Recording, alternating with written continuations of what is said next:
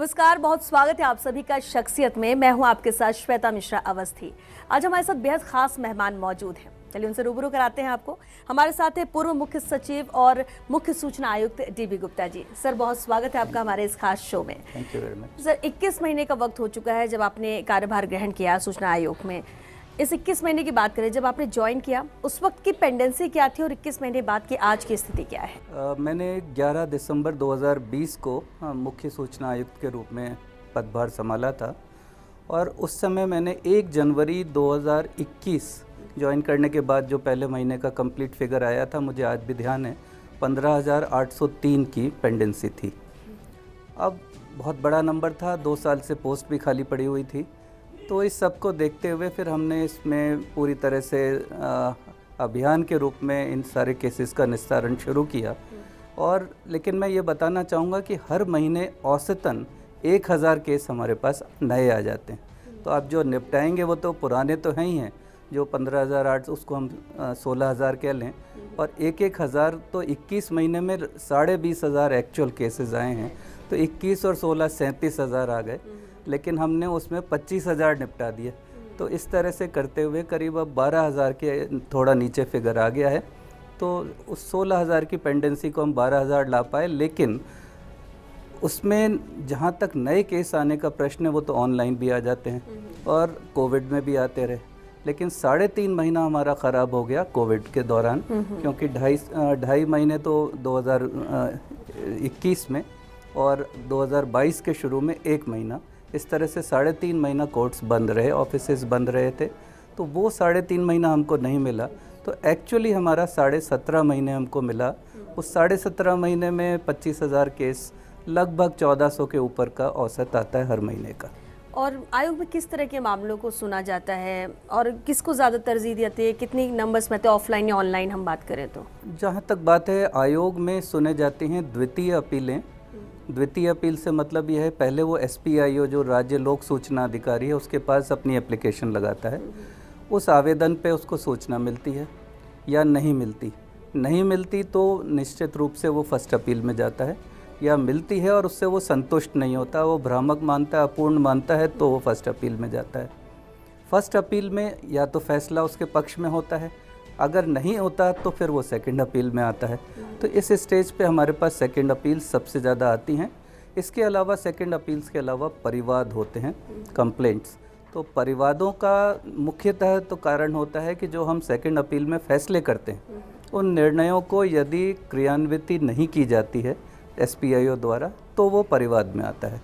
और कई बार first appeal के बाद भी वो मतलब पावर है कि वो परिवाद में आ सकता है। तो या तो हमारे पास परिवाद होते हैं या अपीलें होती हैं।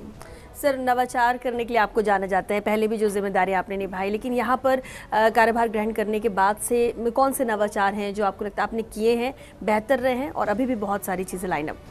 देखिए, हाँ बिल्कुल सही है। मैं हमेशा कोशिश करता रहा अपनी 37 साल की भारतीय प्रशासनिक सेवा के दौरान भी कि नई चीज़ें, नई पद्धतियाँ, नए सोच को इंट्रोड्यूस किया जाए और उन नवाचारों के आधार पे बढ़ते थे। कुछ सफल होते हैं, कुछ उतने सफल नहीं होते। कोर्ट्स में जहाँ तक है, थोड़ा सा कंस्ट्रेंट होता है कि यहाँ हम बहुत ज़्यादा चेंज नहीं कर सकते, लेकिन फिर भी मैंने कुछ चीज़ें जो इम्पोर्टेंट की हैं उनको बताना चाहूँगा।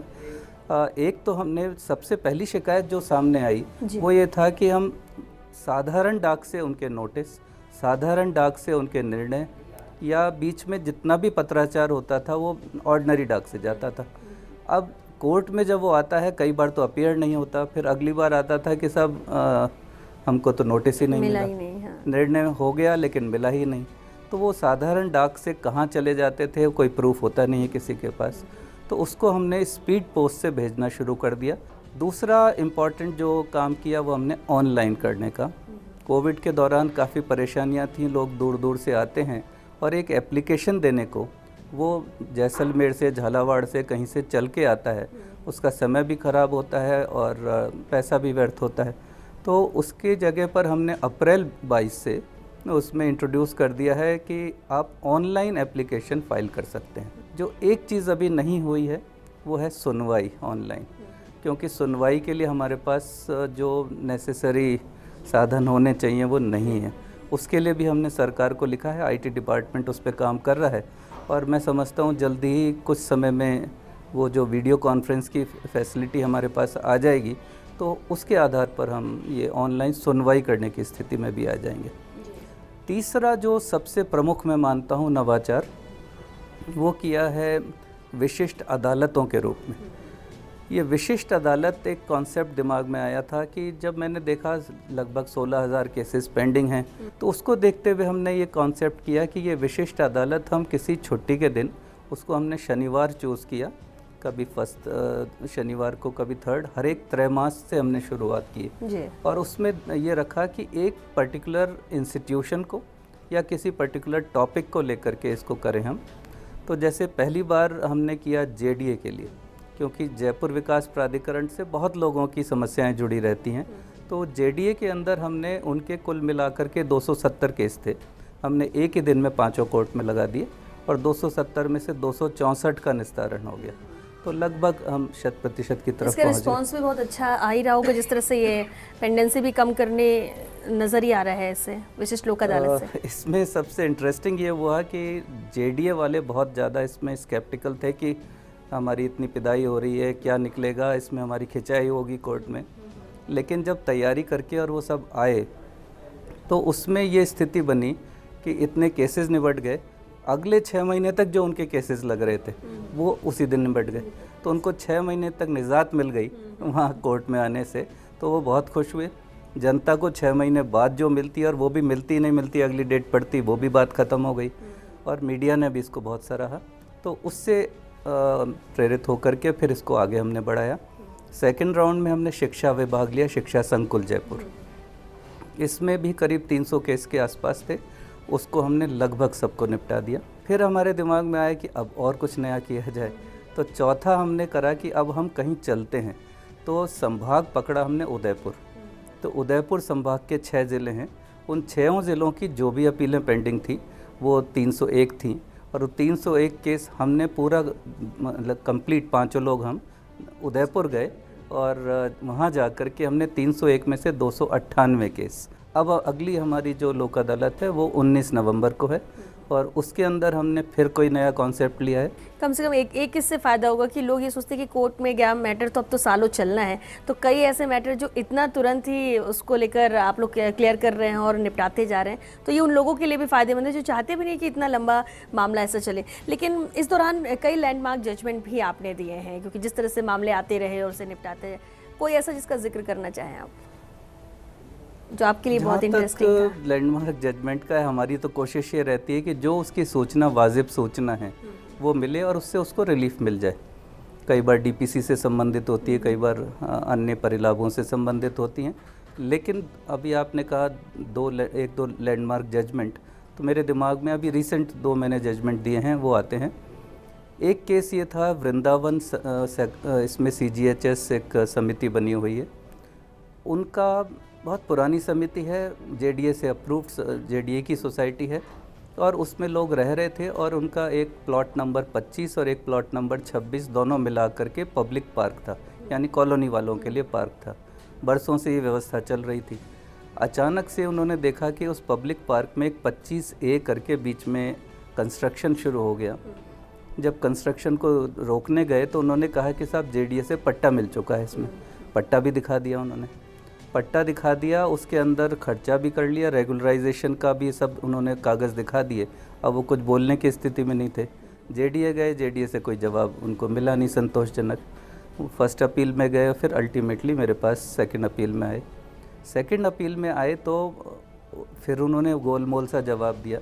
मैंने कहा नहीं, ये जवाब नहीं चल सकता, आप ये बताओ कि क्या ये फैसिलिटी एरिया था, अगर फैसिलिटी एरिया था तो किन नियमों के तहत इसको आपने परिवर्तित किया। जब मैंने पॉइंटेड क्वेश्चन किया, अगली बार जवाब ये आ गया कि ये 125A है, ये प्लॉट हमने काटा ही नहीं है, ये फर्जी तरीके से आवंटन हुआ है, इसमें जेडीए में कोई फाइल नहीं है इसकी, और इसको वापस फैसिलिटी एरिया ही है और यही डिक्लेयर भी किया जाता है, और उसको कॉलोनी वालों को राइटिंग में दे दिया, और FIR दर्ज कराई पुलिस में कि जिसने भी ये झूठे पट्टे बनाया है उसके खिलाफ FIR दर्ज हो, तो कॉलोनी को रिलीफ मिल गया। कुछ जो बहुत ज़्यादा केसेस का नंबर आता है वो रिटायर्ड लोगों का होता है, जैसे पेंशन के परिलाभ नहीं मिले, पीपीओ नहीं मिला, जीपीएफ का पैसा नहीं मिला, इंश्योरेंस का पैसा नहीं मिला। तो ये जो पेंशन परिलाभ हैं ये सालों सालों रिटायरमेंट के बाद नहीं मिलते और कोई संतोषजनक जवाब नहीं मिलता, तो यहाँ आते हैं।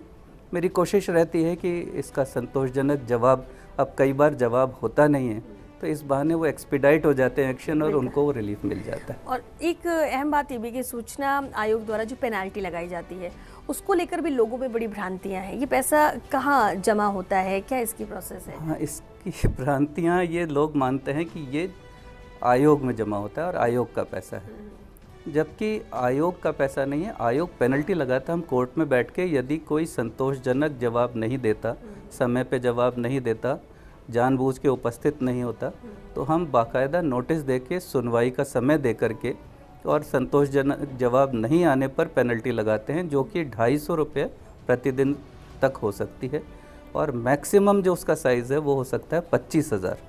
तो ये जो पैसा है ये जमा होता है सरकार में, राज्य सरकार के कंसोलिडेटेड फंड में, लेकिन लोगों को ये रहता है कि ये आयोग में जमा हुआ है, तो वो आके कहते हैं साहब आपके पास, आप अपना पैसा अपना आयोग में अपना खजाना भर रहे हो। आयोग के पास कोई पैसा, आयोग का हेड है, जो बजट हेड है वो आयोग के नाम से है, लेकिन वो जमा होकर कंसोलिडेटेड फंड में जाता है और हमारे को जो भी पैसा मिलता है सरकार की बीएफसी के माध्यम से ही मिलता है और विधानसभा उसको पास करती है। ये सही है कि एटलीस्ट लोगों को क्लियर हो जाएगा कि ये आयोग नहीं रख रहा है पेनल्टी लगा के, ये तो फिर जा रहा है अलग बिल्कुल सरकार में। दीपक गुप्ता जी, चर्चा हम आगे भी जारी रखेंगे क्योंकि बेहद अहम इसे समझना भी, इसके प्रोसेस को जानना भी और कैसे नवाचार किए जा रहे हैं आयोग में। लेकिन फिलहाल एक छोटे से ब्रेक के लिए रुकेंगे, जल्द लौटेंगे इस ब्रेक के बाद। आप बने रहिए हमारे साथ।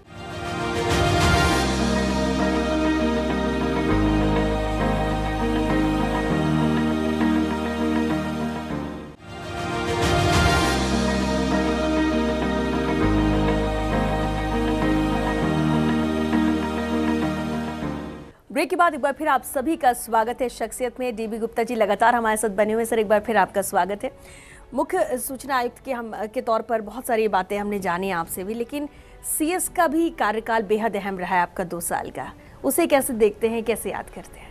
बहुत अहम अनुभव होता है और 26 माह में कुल मिला के मुख्य सचिव रहा, 1 मई 2018 से 2 जुलाई 2020 तक। बहुत सारी यादें हैं। सबसे पहली चीज़ तो जो मेरे जहन में आती है वो ये है कि बहुत सालों बाद मैं 2 विभिन्न सरकारों में मुख्य सचिव रहा। बीजेपी की सरकार थी 2018 में जब मैं बना था, और बाद में चुनाव हो करके दिसंबर 18 में कांग्रेस की सरकार आई और उन्होंने मुझे कंटिन्यू किया। तो इस तरह से मैं 2 अलग अलग सरकारों में ब्यूरोक्रेसी का मुखिया के रूप में काम करने का मुझे मौका मिला। इसमें मुख्यतः जहाँ तक 2018 की बात करूँ, 2 भागों में जब देखते हैं तो 2018 के अंदर मुख्यतः वो डेडिकेटेड था कि मैं जब मई में बना था तब तक चुनाव का प्रचार काफ़ी पीक पे आ गया था और उस समय की गवर्नमेंट की रथ यात्रा और ये सब बातें चल रही थी, तो ज़्यादातर चुनावी चीज़ों को जोड़ करके ही ये चीज़ें, मतलब जो भी डिसीज़न लिए जा रहे थे उसके अंदर जो सबसे प्रमुख बात मुझे ध्यान आती है, 14 अगस्त स्वाधीनता दिवस की पूर्व संध्या पे 2018 में एक निर्णय लिया गया जो बहुत अहम साबित हुआ और बहुत अच्छा निर्णय था कि उसके अंदर एक ह्यूमन चेन बनाई जाएगी भारत पाकिस्तान बॉर्डर पे। तो भारत पाकिस्तान बॉर्डर पे करीब करीब 700 किलोमीटर लंबी वो चेन थी और 5 लाख से ऊपर लोगों ने, मेनली स्कूली छात्र छात्राएं थे लेकिन आम जन भी थे, और उन्होंने इतना उत्साह दिखाया, सब एक दूसरे का हाथ पकड़ के और चेन की तरह से थे। 700 किलोमीटर की चेन बनी और वो बहुत ही सफल आयोजन रहा।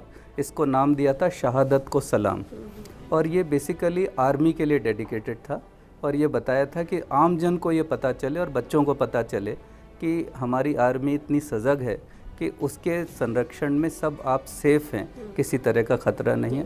तो एक ये प्रमुख घटना मुझे ध्यान आती है। दूसरी एक और प्रमुख घटना जो आती है, 21 जून अंतर्राष्ट्रीय योग दिवस के रूप में कुछ सालों से मनाया जाता रहा है। तो 21 जून 2018 को बाबा रामदेव कोटा के अंदर आए और मुख्यमंत्री जी और मैं स्वयं भी वहाँ पर उस समय था। वहाँ पर एक योगा का पूरा एक डेमो हुआ जिसमें 1,05,000 स्कूली छात्र छात्राएँ अगेन ज़्यादा थे और वो कोचिंग क्लासेस कोटा में चलती हैं उनके बच्चे थे, और 1,05,000 लोगों ने एक साथ योगा किया एक जगह बैठ करके। वो उस समय का गिनीज बुक ऑफ वर्ल्ड में उस तरह में बुक में शामिल हुआ। वो टीम गिनीज बुक की वहाँ पर आई थी, उन्होंने पूरी रिकॉर्डिंग की और हाथों हाथ मुझे उसको सर्टिफिकेट को पकड़ाया था। तो ये एक दूसरी घटना नज़र आती है। उस दौरान क्योंकि चुनावी साल था तो बहुत VVIPs का आगमन हुआ। पूर्व राष्ट्रपति जो रामनाथ कोविंद जी हैं वो प्रथम बार राजस्थान आए थे जून के अंदर 18 में। फिर 2 बार वेंकैया नायडू जी उस समय माननीय उपराष्ट्रपति थे वो आए। प्रधानमंत्री जी के 3 बार विज़िट हुए। तो वो लगातार VVIP दौरे चलते रहे जिसमें काफ़ी काम करना पड़ता है, भीड़ भी जुटती है। एक 5 सितंबर 2018 को ऐसा कार्यक्रम किया गया था अमरूदों का बाग जयपुर में, जिसके अंदर करीब करीब 3-4 लाख लोगों को जो बेनिफिशरीज़ थे अलग अलग गवर्नमेंट स्कीम्स में, उनको इकट्ठा करा गया था।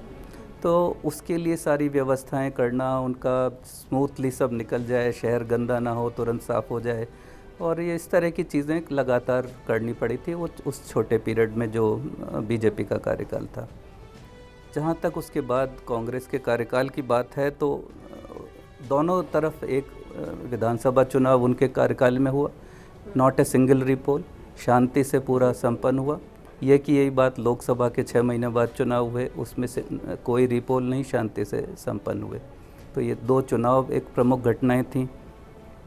जो एक बात मुझे ख़ास तौर से, क्योंकि मैं जिस पद पर अभी हूँ उससे जुड़ी हुई नज़र आती है, एक जन सूचना पोर्टल हमने पिछली मतलब ये जो प्रेजेंट गवर्नमेंट है, मैंने CS उस समय मुख्यमंत्री जी की का एक तरह से उसके अंदर गाइडेंस थी कि हम कुछ ऐसा करें। तो हमने ये किया था कि जितने भी विभाग हैं सबकी अलग अलग वेबसाइट होती हैं, उन वेबसाइट की समस्त ज़रूरी सूचनाओं को एक पोर्टल पे ले लिया जाए। तो वो जन सूचना पोर्टल का नाम लेकर और उसका उद्घाटन अक्टूबर 19 में किया था। और आज बहुत सारे लोग, आज मैं देखता हूँ जब यहाँ मुख्य सूचना आयुक्त की तरह से बैठा हूँ, तो कोर्टों में ऐसी ऐसी सूचनाएं मांगते हैं कि जो साधारणतया वैसे ही वेब पे प्रदर्शित होनी चाहिए। अगर वो मिल जाएं तो उसके लिए धक्के ही नहीं खाने पड़ेंगे और सेकंड अपील तक तो आने की कोई ज़रूरत ही नहीं होनी चाहिए। बिल्कुल। तो ये एक घटना थी। लेकिन जो सबसे प्रमुख चीज़ है, सबको मालूम है, कोविड का आना। तो मुख्य सचिव की तरह से जो ये चैलेंज मेरे ख्याल से शायद ही बिल्डर को ही नसीब होता है देखना, लेकिन बहुत टफ़ टाइम था। मार्च 20 में जब ये आया था तो पहला तो हमें ये नहीं पता था कि इससे जूझना कैसे है। मेडिकल डिपार्टमेंट को भी पूरी तरह से कुछ पता नहीं था। इसकी दवाइयाँ क्या होंगी ये पता नहीं था। रामगंज के अंदर केस सामने आए, भीलवाड़ा में सामने आए, तो ये सारी चीज़ें हुई। लेकिन वही मॉडल हमारे बहुत फेमस हो गए और दुनिया के लिए भी और देश के लिए भी वो मॉडल बने। और उसमें एक प्रण लिया गया था कि कोई भूखा ना सोए, ये मुख्यमंत्री जी का उस समय का नारा था। और कोई भूखा ना सोए तो रखा ही, प्लस ऐसे वर्ग थे जो कि जिनके पास कमाई के साधन ख़त्म हो गए, कर्फ्यू लगा हुआ है, बंद हैं, तो उनको घर घर खाने के पैकेट पहुंचाना और उनको कुछ ना कुछ परचेजिंग पावर के नाम पे कुछ पैसा देना। पेंशनर्स, रेडी वाले, ठेले वाले, इस तरह के जो लोग हैं, इन सब की इनकम ज़ीरो हो गई थी। उस वक्त तो चैलेंजेस बहुत ज़्यादा थे। लेकिन 2 जुलाई 2020 को अचानक ही आपको कहा गया कि CS की जिम्मेदारी आपने 2 साल बहुत बेहतर तरीके से निभाई, लेकिन अब कुछ और जिम्मेदारी निभाना। कुछ टाइम बाद फिर CM सलाहकार के तौर पर, तो अचानक से ये फैसला होना और उसके बाद ये नई जिम्मेदारी को कैसे आपने निभाया, कैसे देखते हैं और कैसे लिया इस फैसले को?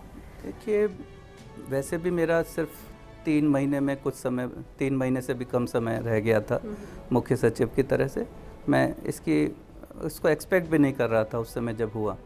अचानक से हुआ, प्रेरोगेटिव CM का है, मैं इसमें कुछ कह भी नहीं सकता। मैं उनसे मिला, मैंने कहा कोई नाराज़गी है? उन्होंने कहा बिल्कुल कोई नाराज़गी होने का सवाल ही नहीं है। आपका जो है मैं सलाहकार आपको बना रहा हूँ और आगे आपको कोई अहम जिम्मेदारी देनी है। तो जैसा बताया तो वो उन्होंने जो कहा इमीडिएटली किया भी। और सलाहकार इंटरिम पीरियड के लिए इसलिए रखा गया कि इसका प्रोसेस होता है CIC के लिए, एडवर्टाइज होता है, उसके बाद कमेटी बैठती है, चयन करती है, तब जा कर के आप ज्वाइन कर सकते हैं। ऐसे ही नहीं कि आज तय कर लिया और ये कर दिया। अगर कर दिया होता तो मैं उसी समय बन गया होता, तो लेकिन प्रोसेस पूरा करके उन्होंने लगाया, तो ये उनका प्रेरोगेटिव है, इसमें मैं और कुछ नहीं कहना चाहता। इससे इतर अगर एक बात की जाए, IAS अधिकारियों की हम बात करते हैं, अलग अलग प्रमोशन होते हैं, अलग अलग जिम्मेदारियां मिलती हैं और ये पूरे फेज़ को पूरे आपने देखा है, लेकिन एक ही घर में जब 2 IAS हों तो वो केमिस्ट्री कैसे बैठती है? प्रोफेशनली भी बात करें और पर्सनली भी। आपकी वाइफ भी ऑफिसर हैं, उनके पास भी उतनी ही जिम्मेदारियाँ। देखिए, ये हमने शुरू में ही शादी के समय ही तय कर लिया था। एक्चुअली जब हमारी शादी हुई तो IAS में नहीं थी, शादी के बाद IAS में आई, लेकिन हमने जब वो आ गई तो शुरू से एक ये रखा कि हम ऑफिस की चीज़ों को घर में बहुत ज़्यादा डिस्कस नहीं, बहुत ज़्यादा क्या हम करते ही नहीं थे डिस्कस। कोई इंटरेस्टिंग चीज़ या कोई सीरियस इशू कभी होता था तो उसके लिए ही बात करते थे। नॉर्मली हमने इन चीज़ों को डिस्कस नहीं किया, तो हमारे बच्चों को तो बिल्कुल कोई आइडिया ही नहीं होता था कि ऑफिस में क्या हो रहा है। और सामंजस्य ऐसा रहा कि अपनी अपनी जिम्मेदारियां निभाई। वाइफ निश्चित रूप से ज़्यादा जिम्मेदारी मैं यही कह सकता हूँ कि घर की उन्होंने ही निभाई, बच्चों को ज़्यादा ध्यान उन्होंने रखा और ऑफिस की जिम्मेदारी तो निभाई ही। ये आपस की अंडरस्टैंडिंग से हो जाता है, कोई ख़ास शुरुआती एक तालमेल बिठाने की बात होती है, उसके बाद आसान होता है। कई बार दोनों के वर्किंग आवर्स बहुत लंबे होते हैं, तो उस समय सपोर्ट सिस्टम हमारे पास लकीली था। मैं लोकल हूँ, जयपुर का ही रहने वाला हूँ, तो मेरे मदर फादर यहीं पर थे, तो जब भी ऐसी परिस्थिति बनती थी तो वो घर पे आ जाते थे बच्चों के पास में। ऐसे मेरे इन-लॉज़ अक्सर जहाँ भी ज़रूरत हुई, तो दिल्ली में जब पोस्टिंग थी तब ऐसी ज़रूरत होती थी तो वो आ जाते थे। तो ये सबके सहयोग से, परिवार के सहयोग से, आपस की अंडरस्टैंडिंग से।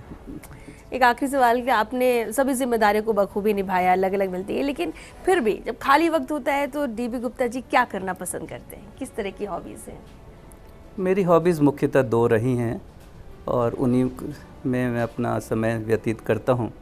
एक कम हो गई है उम्र के साथ साथ, वो था खेलना, क्योंकि मैं एसेंशियली सारे गेम्स खेला करता था, बहुत एक्टिव था गेम्स में। टेबल टेनिस में मैं यूनिवर्सिटी टीम का कैप्टन भी था, राजस्थान यूनिवर्सिटी टीम का, और मैंने मसूरी ओपन और कई टूर्नामेंट्स यहाँ जीते हैं। लेकिन उसके अलावा क्रिकेट, बैडमिंटन, कैरम, इसमें कई स्तरों पे मैंने भाग लिया। और एक बार सरकारी रूप में भी रेवेन्यू गेम्स हुए थे, तो मैं कलेक्टर अजमेर था उस समय, तो आधे टूर्नामेंट के सिंगल्स के और डबल्स के खिताब तो मैंने ही जीत लिए थे। तो ये वाली स्थिति थी। तो एक तो मेरा ये शौक़ रहा खेलने का, और वो आज भी मैं फॉलो करता हूँ। खेल अब नहीं पाता बैक की वजह से, और उम्र के साथ अब क्रिकेट वगैरह तो खेल नहीं सकते। टेबल टेनिस में कभी कभी कोशिश करता हूँ। मुख्य शौक़ अब पढ़ने का है। पहले पढ़ने और लिखने का था, लेकिन अब मुख्यतः पढ़ने का है। पढ़ने में मैं ऑटोबायोग्राफीज़, बायोग्राफीज़, फिक्शन, नॉवेल्स, इसमें जो अच्छे लगते हैं वो पढ़ता हूँ। सरकार में रहते हुए पीछे थोड़ा छूट गया था, टाइम नहीं होता था, फाइलें पढ़ने तक सीमित हो गया था, लेकिन अब वापस से इन शौक़ को मैं वापस रिवाइव कर रहा हूँ और बहुत इसमें समय व्यतीत हो जाता है। और मॉर्निंग वॉक और इस तरह की चीज़ों में, और शाम को हम परिवार के साथ बैठ कर समय बिताना चाहता हूँ। और बहुत शुक्रिया DB गुप्ता जी हमारे शो में आने के लिए। उम्मीद करते हैं कि ये सूचना आयोग में भी जो नवाचार आप कर रहे हो, नवाचारों के लिए क्योंकि आपको जाना जाता है, और बहुत कुछ आने वाले वक्त में भी जनता को इसका लाभ मिल सके, ऐसे फैसले आप लिए। बहुत शुक्रिया, थैंक यू वेरी मच। तो शख्सियत में आज के लिए बस इतना ही, फिर हाजिर होंगे नई शख्सियत के साथ। तब तक के लिए दीजिए इजाज़त, नमस्कार।